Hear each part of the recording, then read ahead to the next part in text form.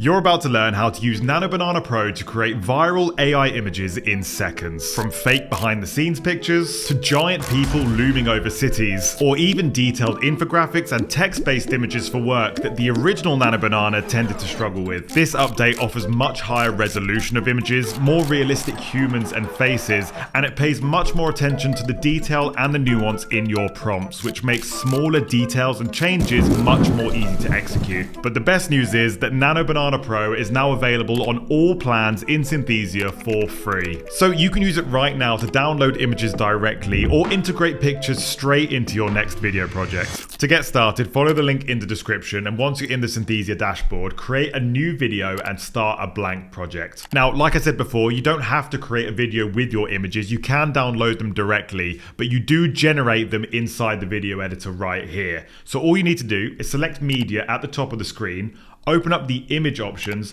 and in this drop down menu you can choose between the new Flux 2 image generator or Nano Banana Pro.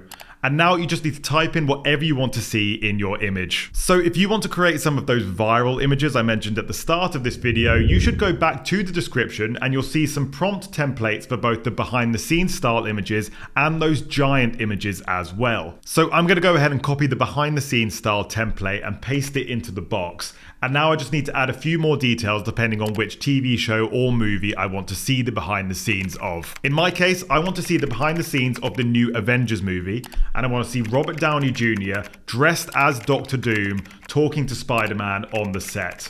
So once I've added those details, I'll just hit generate, wait a few seconds, and as you can see, the AI has now generated my image and the results are pretty cool. But like I mentioned before, one of the great things about Nano Banana Pro compared to the original Nano Banana is that it really does pay attention to the details in your prompts, which makes very small edits or changes very easy to add. So let's say I wanted this scene to be taking place at night. All I need to do is add that to my prompt and it's changed the image. I can also change the weather in the exact same way. And one thing that makes these behind the scenes images look even better is actually changing the style of camera that was used to shoot them. So if I add to my prompt that I want it to look like it's been shot on an iPhone from a distance, I think this makes it look even more realistic. So once I'm happy with the final product, I can either add the image directly into my video project, or I can select the three dots in the corner and download the image separately. And one of my favorite things about this integration inside Synthesia is that I can now use Nano Banana Pro to execute some pretty complex graphic design ideas without ever opening Photoshop. So I can describe a pretty complex infographic showing the stages of creating an AI avatar with Synthesia,